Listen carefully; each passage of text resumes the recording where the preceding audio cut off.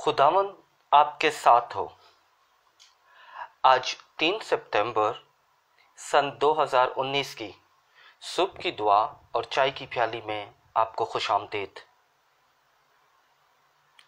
लतूरियाई साल के मुताबिक हमारी आज की पहली तलावत मुकद्दस पालूस रसूल का पहला ख़त तसल्लुकियों के नाम, उसका 5 बाब, उसकी पहली आयत मुबारका से लेकर 6ठी और फिर 9वीं आयत मुबारका से लेकर 11वीं आयत मुबारका तक। आज का ज़बूर 27 उसकी पहली, चौथी और फिर 13वीं आयत मुबारका से लेकर 14वीं आयत मुबारका तक। आज की अंजील मुकद्दस मुताबिक मुकद्दस लूका, उसका 4 बाब और उसकी 31वीं आयत से लेकर 37वीं आयत तक। आज की अंजील मुकद्दस में हम देखते हैं कि खुदावन यीशु मसीह एक शख्स से शैतान को, ईवल स्पिरिट को जो है वो निकाल रहे हैं, और जिसके रिएक्शन में क्या हुआ है, शैतान ने, उस ईवल स्पिरिट ने, उस बदरूह ने जो है वो उस शख्स को पहले पटका है, फिर उसमें से निकली है। जो इस चीज़ की निशानी है कि जो शैतान है, जो ईवल स्पिरिट है, वो हमारे बदन जो है उनको उनमें बसेरा कर सकता है। आज की दुनिया का जो सबसे बड़ा मसला है, ख़ास तौर पर आज के हमारे इर्द गिर्द में माहौल है, वी डिनाई द ईवल। हम शैतान की मौजूदगी को भूलते जा रहे हैं, हम उससे इनकार कर रहे हैं। और सबसे बड़ा मसला ये है कि the world has lost the sense of sin. दुनिया जो है वो गुनाह की जो उसकी गुनाह की जो डैमेज था, जो गुनाह की वजह से जो हमारी ज़िंदगियों में नुकसान होता है, उसे भूलते जा रहे हैं। क्योंकि हर चीज़ अभी बनती जा रही है, सब करते हैं तो मैं भी करता हूँ या मैं भी करती हूँ। मगर खुदावंद यीशु मसीह आज बताना चाहते हैं हमें कि जो शैतान है वो ना सिर्फ हमारे बदनों को कंट्रोल कर सकता है, बल्कि वो हमारे घरों में नाइत्तेफाकी, हमारी ज़िंदगियों में बेचैनी, हमारे आस पड़ोस में ताल्लुकात में ख़राबी पैदा कर सकता है।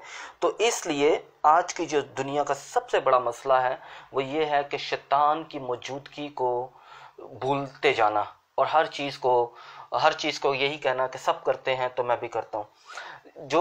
और आज हम देख सकते हैं हमारे इर्द गिर्द जो है वो शैतान जो है वो बड़ा ज़ोरावर है किसी ना किसी सूरत में। मैं उस शैतान की बात कर रहा हूँ जो इखलाकी है, जिसकी बुनियाद जो वाकई मौजूद है। मैं उस शैतान की बात नहीं कर रहा जो हमारे खुद साख्ता पास्टर हजरात कन्वेंशनों में और इधर घरों में या दूसरी चीज़ों में, नहीं, वो साइकोलॉजिकल प्रॉब्लम है। वो हम उस पर डिस्कस कर सकते हैं, उस पर बात कर सकते हैं, हम देख सकते हैं कि उसमें क्या फ़र्क है। और जो खुदावंद यीशु मसीह जिस ईवल की बात कर रहे हैं, जिस शैतान की बात कर रहे हैं, जिस बदरूह की बात कर रहे हैं, वो कौन सी है। तो लिहाजा इनकार नहीं करना चाहिए कि ईवल स्पिरिट है, यानी बदरूह है, मगर साथ ही साथ ये देखना चाहिए कि ये ईवल स्पिरिट कहाँ से आया है।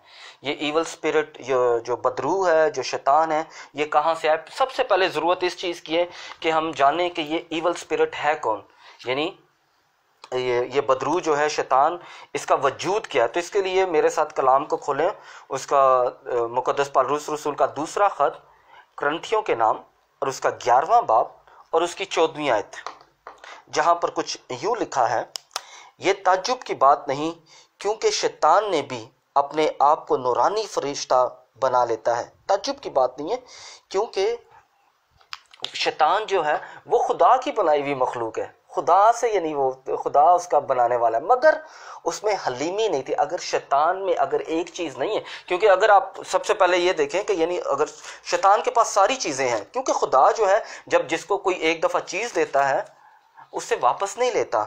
इसीलिए जब खुदा ने शैतान को आसमान से ज़मीन पे गिराया तो खुदा ने कोई भी चीज़ उससे वापस नहीं ली, क्योंकि खुदा जेनरोसिटी का खुदा है। खुदा जब एक दफ़ा किसी को फजल देता है, खुदा जिसको बरकत देता है, खुदा उससे कभी वापस नहीं लेता, क्योंकि ये खुदाई है। ये खुदाई दावा जो खुदा करता है वो आम इंसानों की तरह नहीं है कि अगर हम किसी से नाराज़ हो तो हम चीज़ें ले लें वापस, हम कहें नहीं जी मुझे मेरी चीज़ें वापस करो। नहीं, खुदा जो है जब उसने फरिश्ते को लूसीफर जो है उसे सारी चीज़ों का इख्तियार दिया, तो खुदा ने कोई चीज़ भी वापस नहीं दी, मगर उसने मसीहों को यह फजल दिया कि शैतान का मुकाबला करें। हम देखेंगे कि किस तरह हमें शैतान का मुकाबला करना है।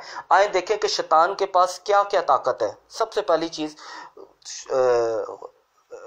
शैतान के पास ताकत है कि वो खुदा के कलाम को जानता है। किस तरह जानता है? मेरे साथ कलाम को खोलें, अंजील मुकद्दस बा मुताबिक मुकद्दस मत्ती और उसका 4 बाब और उसकी तीसरी आयत को देख लें, जहां पर लिखा हुआ है, अगर तू खुदा का बेटा है तो कह कि ये पत्थर रोटी बन जाए। खुद शैतान जो है वो कलाम को जानता है, इसलिए फिर शैतान क्या करता है? दूसरी दफा क्या करता है?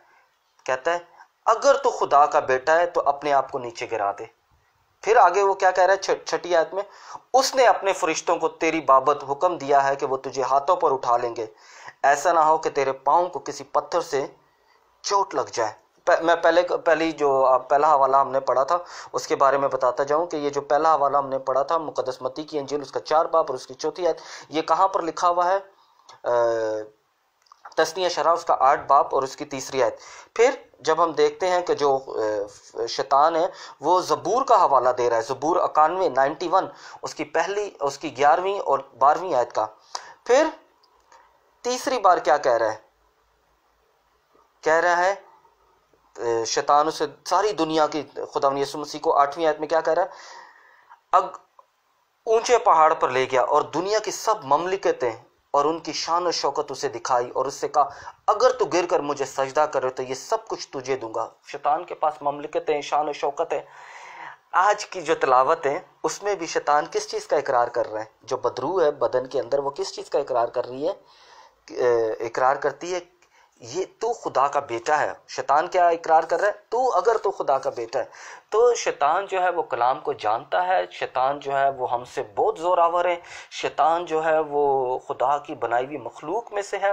तो लिहाजा शैतान का मुकाबला जो है वो हमें ज़रूर करना है और हम कर सकते हैं अगर हम खुदावंद यीशु मसीह के कलाम पर अमल करते हैं, अगर हम खुदावंद यीशु मसीह के साथ रहते हैं, अगर हम खुदावंद यीशु मसीह को अपने दिलों में लेके जाते हैं, अगर हम खुदावंद यीशु मसीह के अक़दस बदन में शिरकत करते हैं, अगर हम खुदावंद यीशु मसीह के नाम पर माफ़ी का साक्रामेंट हासिल करते हैं, अगर हम खुदावंद यीशु मसीह के नाम से बपतिस्मा पाते हैं और अगर हम खुदावंद यीशु मसीह के नाम से रूह कुदस को अपने बदनों में जगह देते हैं।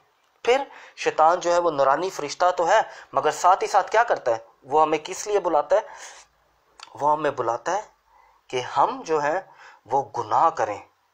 हम किस लिए हमें वो, क्योंकि हमें बुलाता है कि हम गुनाह करें। आए मेरे साथ कलाम को खोलें, पहला यूहन्ना, मुकद्दस यूहन्ना का पहला ख़त, उसका 3 बाब और उसकी 8वीं आयत। देखें खुद किस तरह जो शैतान है वो गुनाह के लिए हमें दावत देता है। किस तरह दावत देता है? क्योंकि शैतान शुरू ही से गुनाह करता आया है, शुरू से ही, क्योंकि वो गुनाह है, उसमें गुनाह है। और शैतान जो है वो किस लिए गुनाह कर पा रहा है? उसकी ताकत जो है क्योंकि वो कलाम को इस्तेमाल करता है, वो कलाम से हमें वर्गलाता है, वो कलाम से हमें गुमराही के रास्ते पे लेके जाता है और कहता है कि खैर कोई बात नहीं है, आज कर लो, कल माफ़ी मांग लेना। कल तो कभी आती नहीं है, कल आएगी तो हम कहेंगे कल, फिर कल, और कल जो है वो कभी नहीं आती। इसी तरह जो है शैतान हमें वर्गलाता है। फिर शैतान क्या करता है?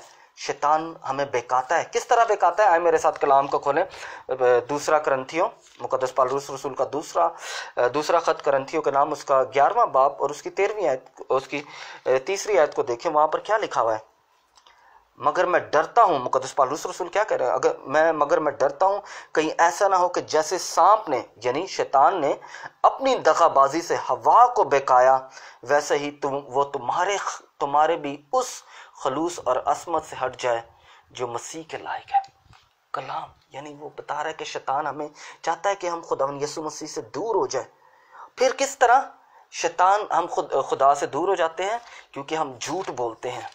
क्योंकि हम जब झूठ बोलना शुरू करते हैं, जब हम खुदा की ज़ात का इकरार करने से मना करते हैं, जब हम खुदा की हजूरी से दूर चले जाते हैं, तो झूठ जो है वो हमारी ज़िंदगियों में आ जाता है। हम छोटी छोटी बातों को छुपाना शुरू कर देते हैं। जिस तरह आदम और हवा ने अपने आप को खुदा से छुपाया, इसी तरह हम छोटी छोटी बातों को अपने घर वालों से, अपने बहन भाइयों से, रिश्तेदारों से, आस पड़ोस वालों से हम सच्चाई से दूर चले जाते हैं। और इसका हवाला जो है मुकद्दस पतरस हमें अपने वाक़ये में बताते हैं। रसूलों के अमाल उसका 5 बाब और उसकी 3री आयत को देखें, वहां पर क्या लिखा हुआ है।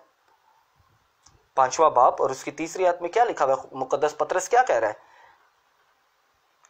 मगर पतरस ने कहा, ऐ हननिया, क्यों शैतान ने तेरे दिल में डाला कि तू रूह कुदस को फरेब दे और जमीन के दाम में से कुछ रख छोड़े। दाम में से यानी वो अपने फिक्र के लिए। क्या खुदा ने हमें नहीं कहा कि तुम अपनी सारी फिक्रें मुझ पर डाल दो, मुझे तुम्हारी फिक्र है? पहला पतरस उसका 5 बाब और उसकी 7वीं आयत। खुदा जो है, क्योंकि जो शैतान है वो हमारे दिल में डालता है कि झूठ बोल लो, कोई बात नहीं है, छोटा ही है, इससे कुछ नहीं होगा। मगर खुदा जो है वो हमारे दिलों को जानता है। अगर आप 4वीं आयत को पढ़ें तो क्या लिखा हुआ है? तूने क्यों कर इस बात को अपने दिल में ख्याल किया? तूने आदमियों को नहीं बल्कि खुदा को फरेब दिया।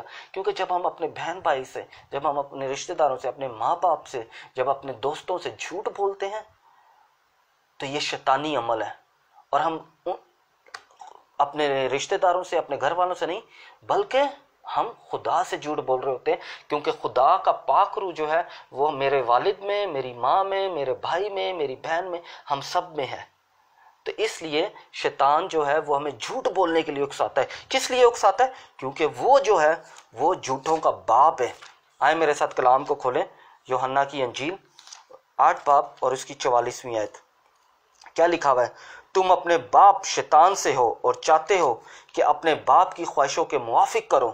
वो तो शुरू ही से खूनी था और सच्चाई पर कायम नहीं रहा, क्योंकि उसमें सच्चाई नहीं। जब वह झूठ बोलता है तो अपने ही से बोलता है, क्योंकि वह झूठा बल्कि झूठ का बाप है। जब हम दूरी का जो सबसे बुनियादी जब हम दूरी की तरफ जाते हैं तो सबसे पहला अमल ये होता है कि हम झूठ बोलना शुरू करते हैं, चीज़ें छुपाना शुरू कर देते हैं। खुदा जो है वो हमें झूठ से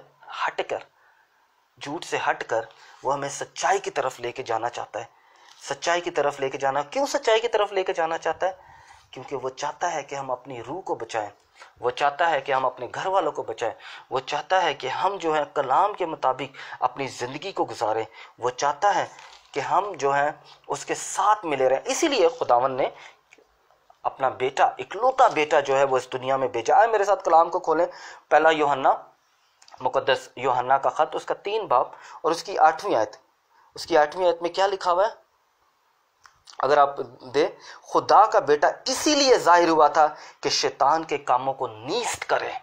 शैतान के कामों को नीस्त करे। शैतान के काम जो हैं हमने उनसे किनारा करना है। और शैतान के काम कौन से हैं?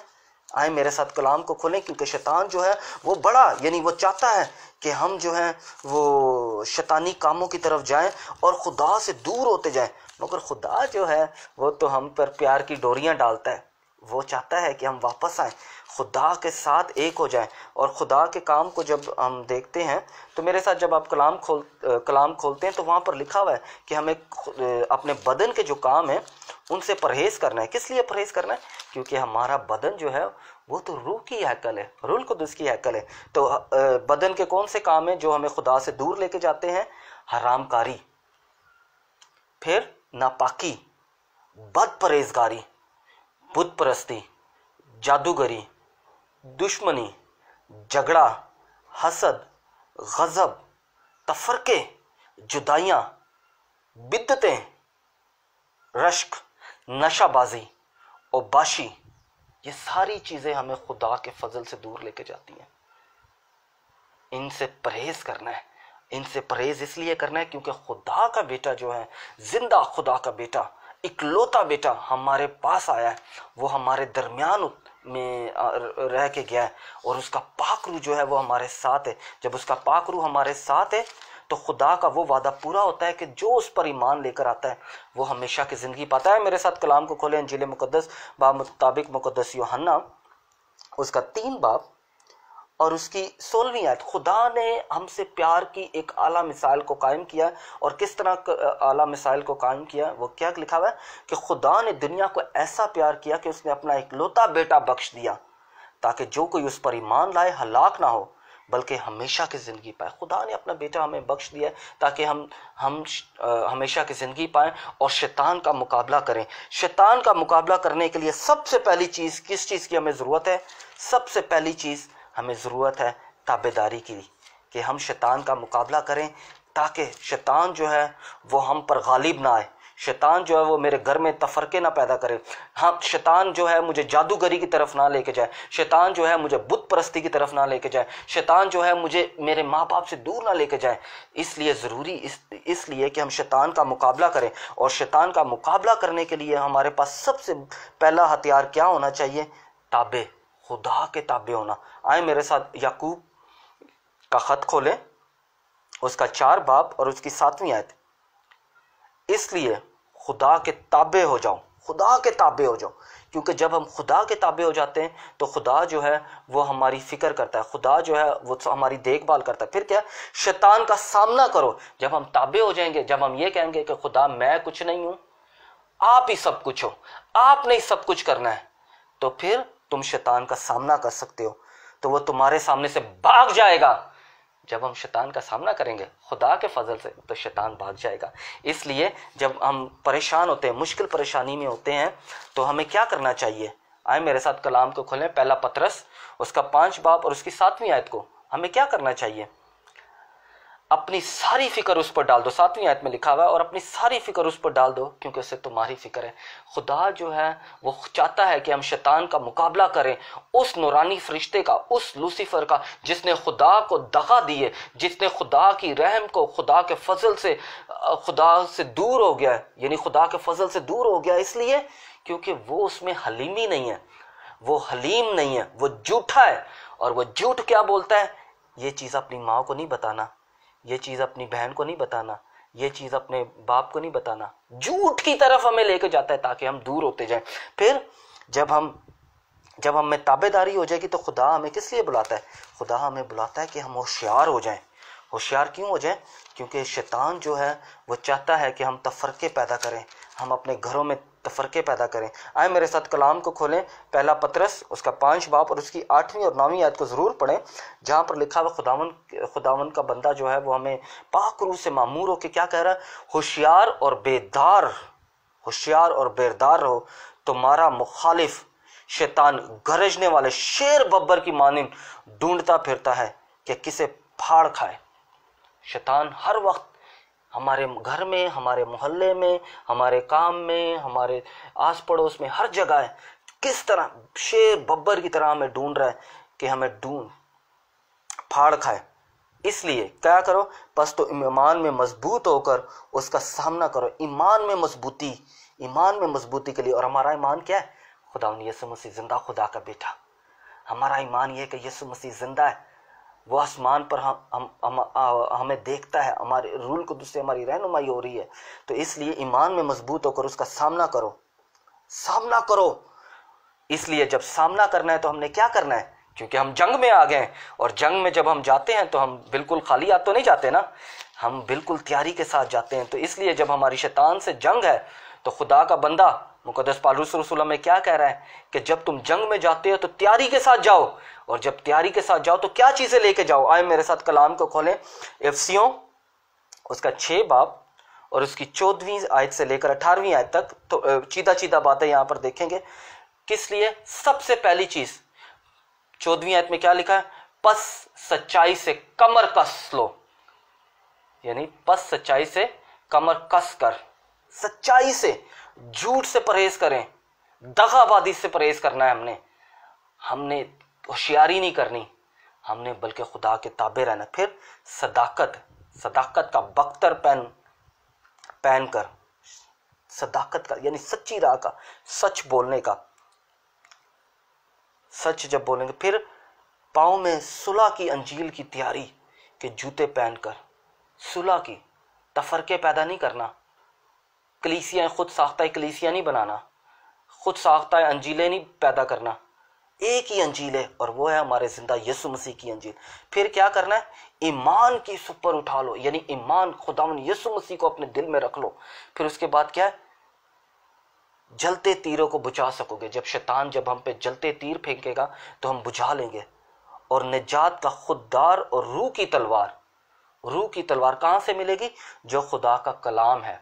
खुदा का कलाम, खुद साख्ता पास्टर हजरात के पीछे ना जाएं, बल्कि कलाम को पढ़ें। कलाम जो है वो हमारी रोशनी होना चाहिए, कलाम के मुताबिक जिंदगी गुजारे। फिर क्या करना है, जब हम जंग में चले जाएंगे तो फिर क्या होगा, रूह में दुआ करनी है, रूह में दुआ करनी है और मिन्नत करते रहो। रूह में दुआ करनी है और मिन्नत करनी है। और फिर क्या करना है, जागते रहना है। रूह में हम कैसे दुआ कर सकते हैं, बाज़ औक़ात हमारे कुछ बहन भाई हैं वो हमेशा ये कहते हैं कि जी हम दुआ करते हैं तो हमारे ज़हन जो है वो इधर चले जाते हैं, हम भटक जाते हैं, बहुत सारी फ़िक्रें होती हैं। मगर दुआ जो है उसमें बैठना बहुत ज़रूरी है, दुआ में बैठना बहुत ज़रूरी है। क्योंकि जब हम दुआ में बैठना शुरू करेंगे तो खुदा जो है वो जो उसका रूह है वो हमारे लिए दुआ करेगा, जिसकी तरफ मुकद्दस पौलुस रसूल इशारा करते हैं कि रूह में दुआ करना। आए मेरे साथ हवाला खोले, रोमियो के नाम खत, मुकद्दस पौलुस रसूल का रोमियो के नाम खत, उसका 8 बाब और उसकी 26वीं आयत को ज़रूर पढ़ें, जहाँ पर लिखा हुआ है इसी तरह रूह भी हमारी कमज़ोरी में दुआ करता है, क्योंकि जैसा चाहिए हम जानते भी नहीं कि क्या दुआ करें। क्योंकि जब हम बैठ जाएंगे, जब हम खुदा की हजूरी में बैठ जाएंगे, जब हम शैतान के साथ जंग करना शुरू कर देंगे, हमारा बदन नहीं जानता कि क्या दुआ करें, मगर रूह, क्या लिखा हुआ है 26वीं आयत में 8वें बाब के रोमियो के नाम खत 8वां बाब उसकी 26, मगर रूह खुद नाकाबिले बयान आहें भर भर कर हमारे लिए सिफारिश करता है। खुदा का रूह जो है हमारे में, वो हमें शैतान के साथ लड़ने के लिए तैयार करता है, शैतान का मुकाबला करने के लिए तैयार करता है।